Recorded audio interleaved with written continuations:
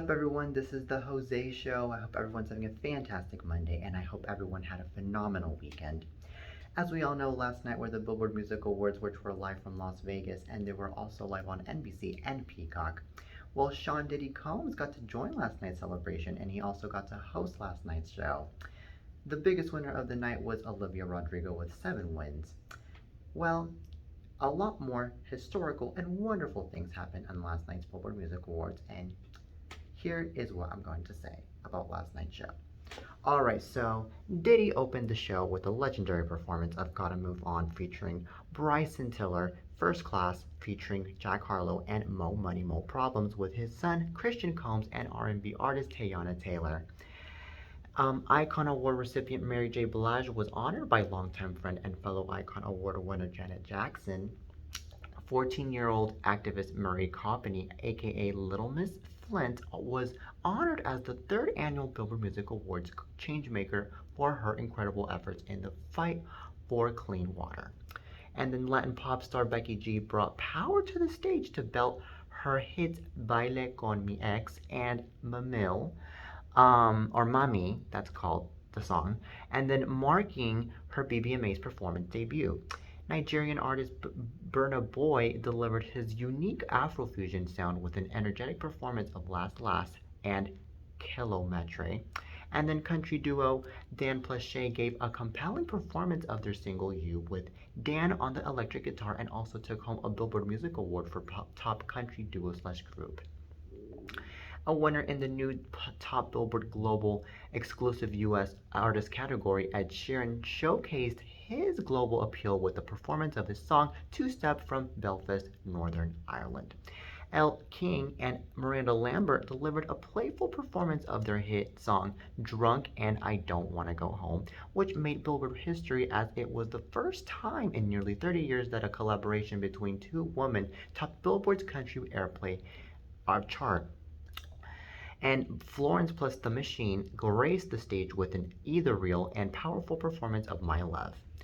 Lato showcased Big BBMA's energy with her chart-topping and record-breaking hit single, Big Energy. Maxwell honored the late pop milestone Michael Jackson with a smooth rendition of Lady in My Life as a tribute to the 40th anniversary of that song. And pop-punk superstar Machine Gun Kelly took the stage to perform his song Twin Flame, which was written for his partner Megan Fox. Rapper Megan Thee Stallion heated up the stage with the memorable performance of Plan B and Sweetest Pie, and received the Billboard Music Award for Top Rap Female Artist for the 2nd year in a row. And then top country male artist Morgan Wallen performed his chart-topping hits Don't Think Jesus and Wasted on You. And then reggaeton singer and songwriter Raul Alejandro had the arena dancing with this high energy and dynamic medley of songs including Curame, MAUSEO, and Toreti. Now, engaging as ever, top R&B singer winners Silk Sonic delivered a joyful and energetic performance of their song Love's Train. Travis Scott served up a highly stylized performance of Mafia and Lost Forever on an icy backdrop with fur-clad dancers presented by Shennesee. Glass Animals was honored during the Pepsi mic drop moment for having the longest rise in Billboard chart history to get to number 1 on the Billboard Hot 100 chart, a total of 59 weeks. Alright, so the Evening Star-studded presenter lineup included Alexa, Anita, Chloe Bailey, City Girls, DJ Khaled, Dixie D'Amelio, Dove Cameron, Fat Joe, French Montana, Give On, Heidi Klum, Janet Jackson, Lainey Wilson, Liza Koshy, Michael Bublé, Pusha T, Shennesee, Snoop Dogg, Swizz Beatz, and Teyana Taylor. Alright, so this is pretty amazing how all of this happened on last night's show, and I can already imagine that last night's show was wonderful. It was just also, of course, historical, because I mean, hello, Mary J. Blige got to receive the award from an icon, Janet Jackson, and also we have to admit that also Mary J. Blige is also an icon. I mean, hello, she's been in the business for decades now too, and she is a talented queen, you know, along with Janet Jackson. Now, another thing that I have to say is The fact that Olivia Rodrigo got to win 7 awards in last night's show just comes to show how much she is slaying it in the music business already. And she is only 19 years old and she just released her first album last year. And the fact that she is already topping the Billboard charts and she's breaking records on Spotify and on Apple Music and on iTunes, I mean, it's already coming to prove how much of a force she is in the music business and how much she is taken seriously now, you know? And a lot of artists, especially new artists, would want to get into Olivia Rodrigo's level. So this is actually a really good example also to a lot of young artists out there that really want to get into the music business, that they can do it and they can actually break records as long as they dedicate their own time and as long as they focus on what they want to do in life and they don't end up getting distracted in other things in life. They can do it.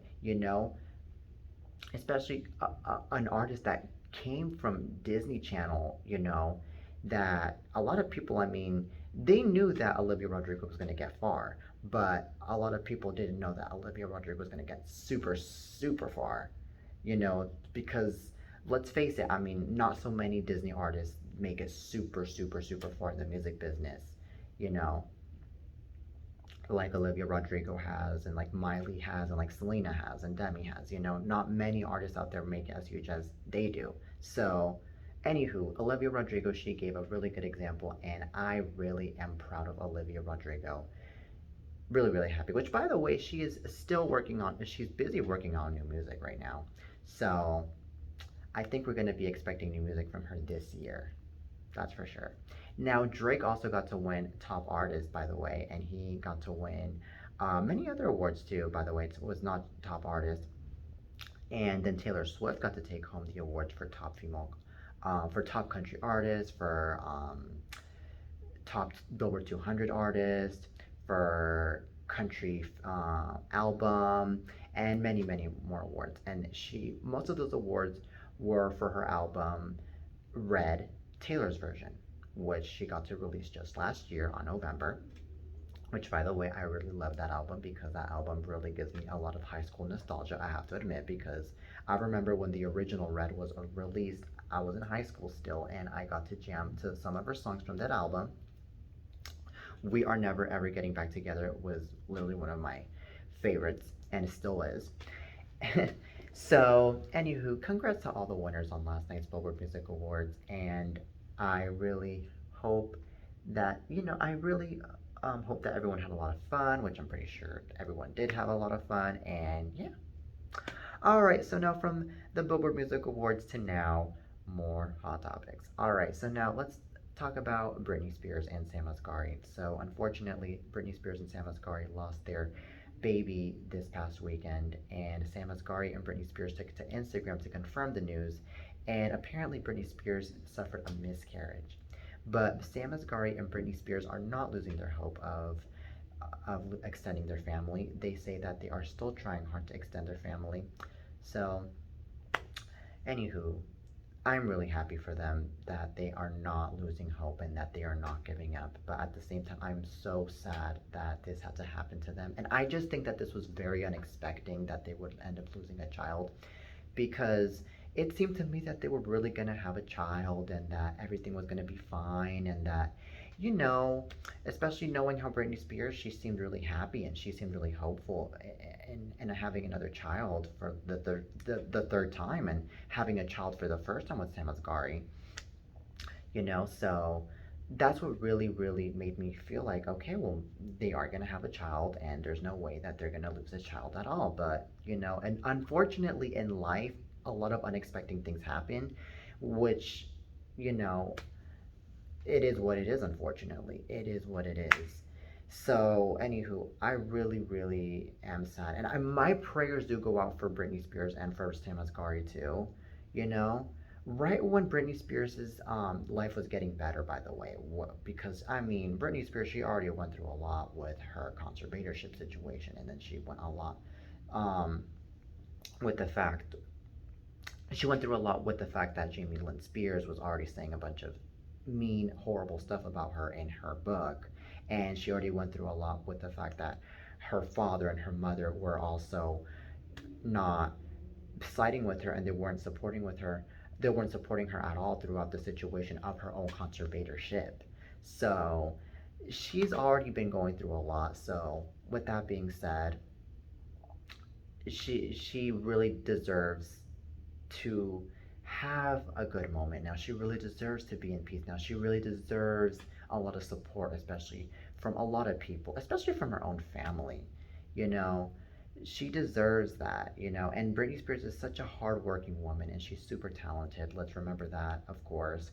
So, anywho, I really am hoping that things do get better with Britney Spears. And I also think that,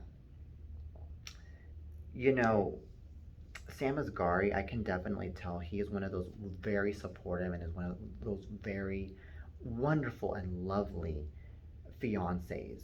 I can definitely tell because of the way he talks to Britney, because of the way he's there for Britney, and because of the way he just looks so happy with Britney. I can even tell in all these pictures that they've been posting together on their Instagrams. You know, it's all, you know, evidence that they are meant to be and that they will for sure make a lovely husband and wife once they get married this year. So at least there's that bright side though that they are looking forward to this year is that they're both of them are going to get married and that they are not losing their hopes in anything, including the fact that they are going to still extend their family. So, anywho, my prayers go out to Brittany and Sam Asghari, and yeah. All right. So now from Britney Spears and Sam Asghari to now Kourtney Kardashian and Travis Barker. So apparently Kourtney Kardashian and Travis Barker got married this past weekend over in Santa Barbara, and apparently it was a pretty interesting and it was a pretty fun wedding. I can definitely tell by the pictures.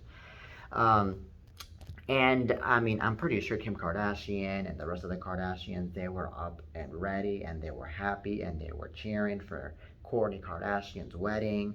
You know, I can already definitely imagine. And honestly, never did I imagine that the Kardashians were gonna, well, one of the Kardashians were gonna get married in Santa Barbara. You know, the first thing that I would expect, especially from Kourtney Kardashian, is for her to get married in Beverly Hills because I mean that's where all the stuff goes on, especially with the celebs, especially with the high class celebs like them. I'm just saying. But anywho, Kourtney Kardashian was beaming at Travis Barker wedding, and she feels beyond lucky.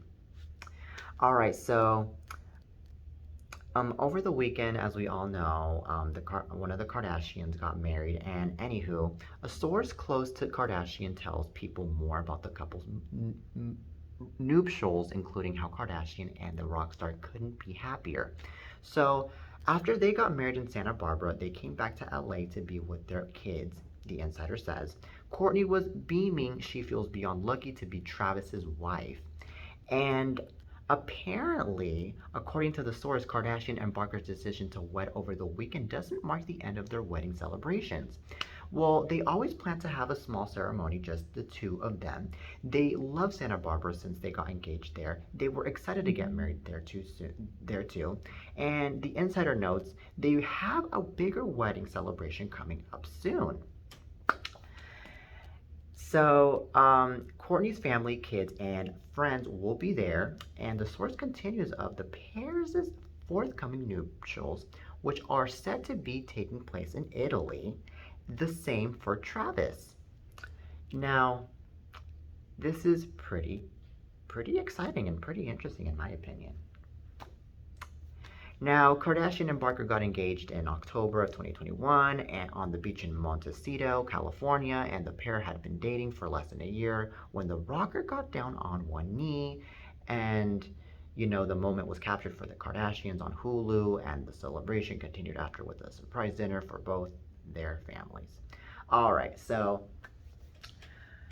I really am happy for Kourtney Kardashian, and I really am happy for Travis Barker that they are now husband and wife and that the both of them are living their lives now. And I also really think that it was wonderful that the both of them got to be celebrating their own wedding over in Santa Barbara, you know, because Santa Barbara is really beautiful. Santa Barbara has the most beautiful churches, cathedrals, and of course the beach is beautiful over there, and then there's a lot of historical stuff over there where a lot of people would want to go and visit, and a lot of people would want to go and get married there. We have to remember that. And of course Santa Barbara is very expensive, but I mean it's the Kardashians. I mean, they can afford a lot of things, let's just be real here. And also what I can say is the fact that the Kardashians were able to drive all the way down to Santa Barbara and have a good time during the weekend. That just comes to show how peaceful they are within their own selves. You know, especially with Kourtney Kardashian, who is now the wife and was the bride, because of the fact that not only are they proud of themselves for being hardworking women and for also, you know, just um, impressing their fans, especially, but also they are in peace with themselves because of the fact that they got over a case that they had to deal with, which was with Black China a few weeks ago. Let's remember that, because a few weeks ago they were going through so much with Black China because Black China kept on falsely accusing Kylie Jenner of a certain situation, and then Rob Kardashian, and then the Kardashians had to get involved in the case. And then unfortunately, the whole entire situation just got big to the point that Black China was just going nuts about everything. And good thing that the court was like, well, you know what, we're not going to buy Black China's BS. We are just gonna be like, you know what, Black China, you lose, you lose, you lose, you snooze. And the Kardashians end up being the winners here, and especially Kylie Jenner. So they have nothing to lose here. So that's another thing as to why the Kardashians, especially Kylie Jenner, is in peace within her own self. And especially Kourtney Kardashian, who is the married one, is in peace with her own self and is happy and is living her life. Now, I can already imagine that once this wedding is going to continue, this wedding celebration is going to continue, I think that the whole entire Kardashian crew is going to go off and they're going to throw a huge party. They're going to be inviting huge celebrities, and they're going to be inviting huge other people to this wedding celebration that they're going to continue.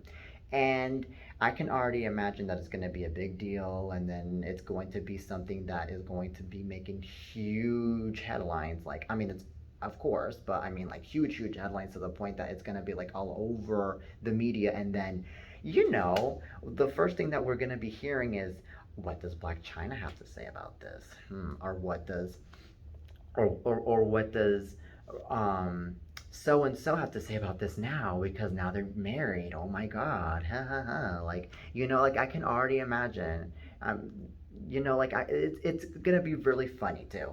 I can already imagine. But I mean, I don't really think it's a really good idea though, about the fact that Kourtney Kardashian and Travis Barker are planning on extending their celebration towards other places, because I mean, you only get married once, ladies and gentlemen.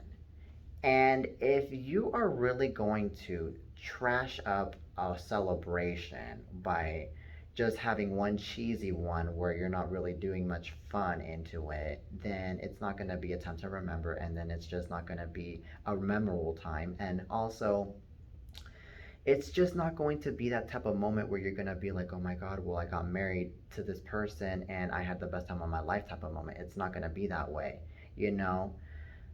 It's not. And when it comes to getting married to someone, the whole entire point of it all is that you are having the best time of your life with that certain person, and that time that you got married with that person, and that you are going to remember that time for the rest of your life. I feel like that's how it should be. So, anywho, I think that this is a phenomenal idea of extending the celebration of their wedding. All right, so now from the Kardashians to now more hot tea. All right, so now let's talk about more hot tea, shall we? Shall we? Shall we? Because I mean, the tea doesn't stop here. All right, so let's talk about Johnny Depp and Amber Heard defamation trial. So I've been talking about this for weeks now, ladies and gentlemen. For weeks now. I know it's crazy. Well, anywho, the trial resumes today, and Amber Heard is still going to be taking the stand on her side of the story on what she went through with Johnny Depp. And as of now, there is not much to be said about this whole entire trial, but I will say a lot of what happened, everything of what happened tomorrow on the Jose Show. So as of now, there's not much to be said. The trial just resumed. All right, so now from Johnny Depp and Amber Heard to now, other hot tea. All right, so let's talk about Real Housewives of Miami. All right, so Real Housewives of Miami star Lisa Hodgstein and husband Lenny split, and she says that she was blindsided. All right, so the Real Housewives of Miami star Lisa and Lenny Hodgstein have called it quits after 12 years of marriage. Lenny confirmed the news on Monday after a video of him with another woman surfaced over the weekend. Well, Lisa told ET that she was starting by his announcement with 2 young children involved. As a mom, I'm going to focus all of my energy and time on them. Her spokesperson told ET, I'm blindsided by his behavior and reckless handling of the situation. Now, the couple has 2 children together, son Logan, 6, and daughter L2.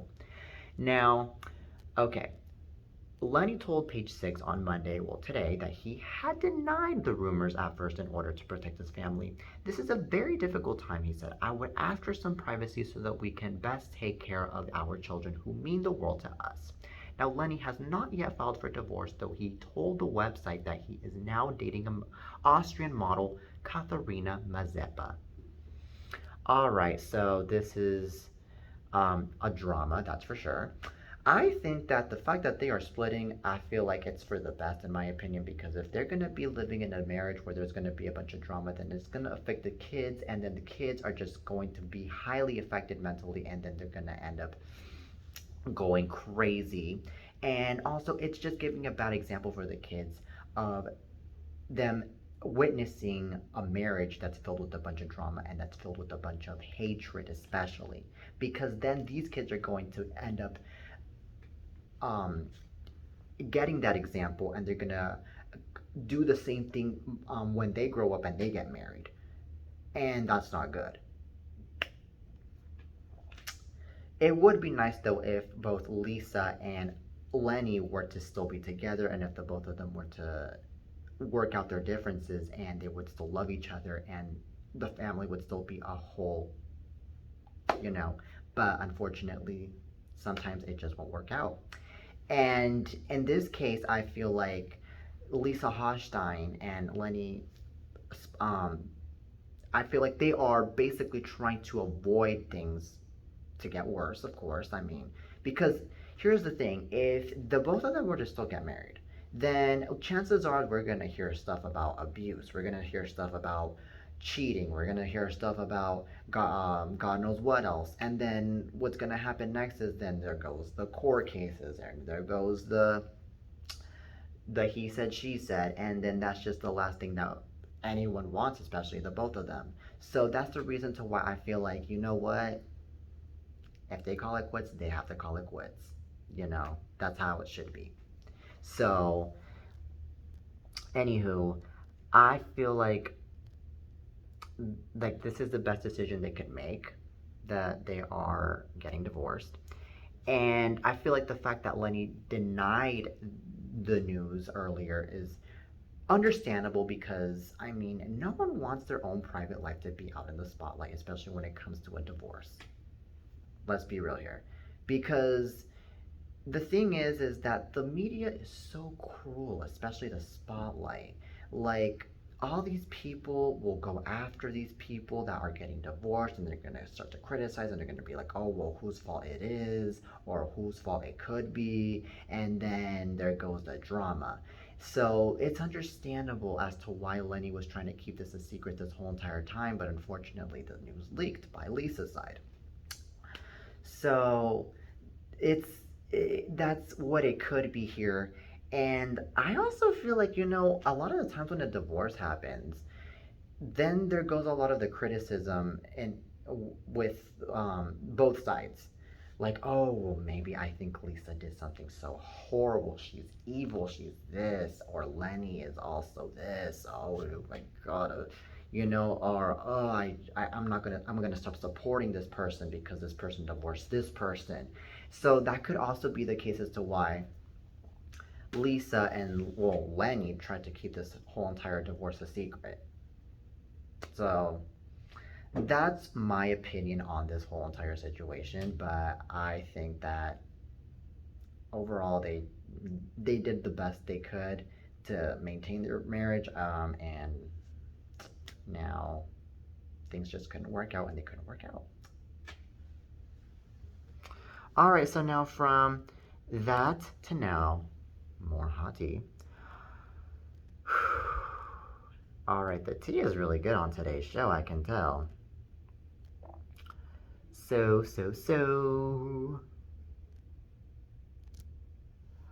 All right, so now let's talk about.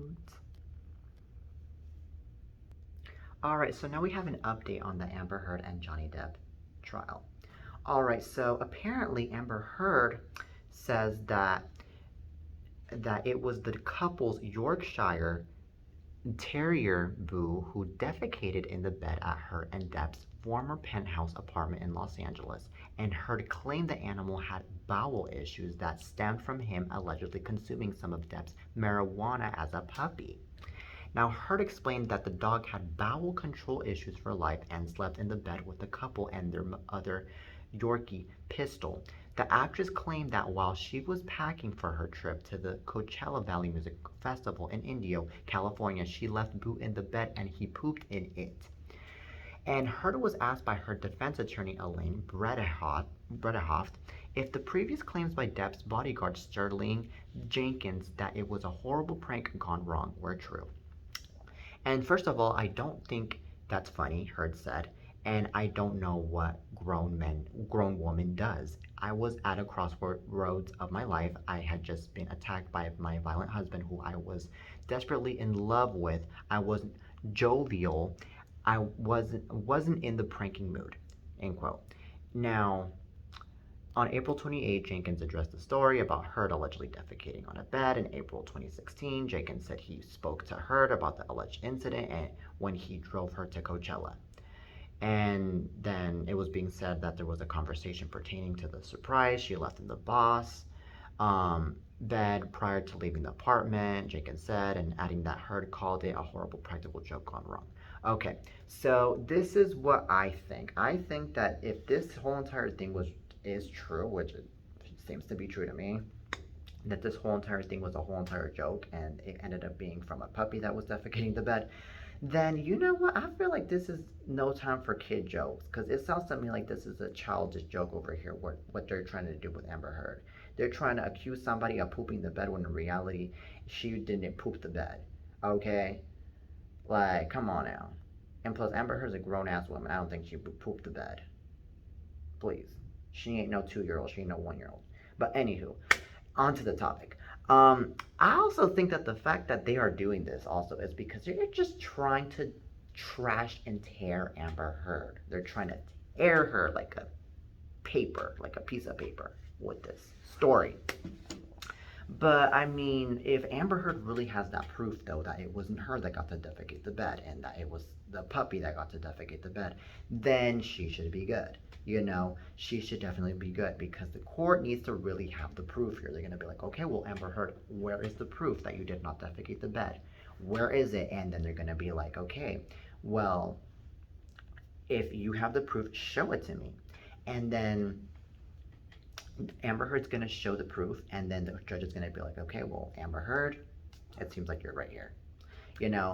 And then that's when they're going to be like, okay, well, things are now getting more and more fishy here. Maybe Amber Heard is, going to win in this case, or maybe she is being more of the innocent person in this case than Johnny Depp is.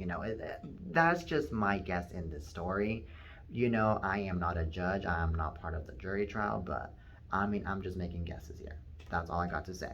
Now, I also feel like I feel like, the fact that they're really um, bringing up this topic too about her pooping the bed. I mean, it's also nasty in my opinion. Like, and it's just weird. It really is. I mean, the case started off where Johnny Depp is being accused of the abuser and of being the aggressive person and of being the horrible person to now a topic where it has something to do with a person pooping the bed. I mean, it's weird how the case would go from that point to this point. Like, you know, I don't know. I don't know. We live in a crazy world, ladies and gentlemen, where we are just going to the lows of the lows. That is all I got to say here. Oh my god. You know, but all I got to say is good luck to Amber, good luck to Johnny, good luck to whoever's in this case because this is just getting ridiculous in my personal opinion. You know, ay ay ay. Now the fact that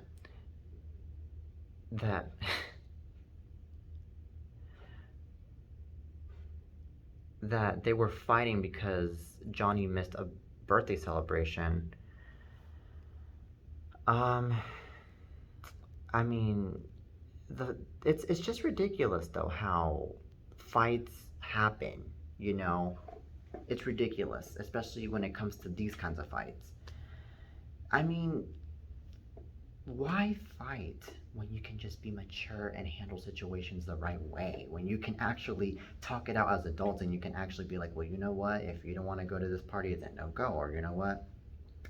If you don't want to go to this person's place, then don't go. Like, like it this right here is already proving also that the relationship is also was really really toxic and really really the opposite of love. I can definitely tell. Now I see why the both of them got a divorce. Now I see. In a marriage, it's all about love, compassion, support. And yes, there's going to be disagreements here and there. It's normal. But at the same time, to be having disagreements, especially disagreements when it has to do with pooping and when it comes to all this other crap, that's when, the marriage should end, you know.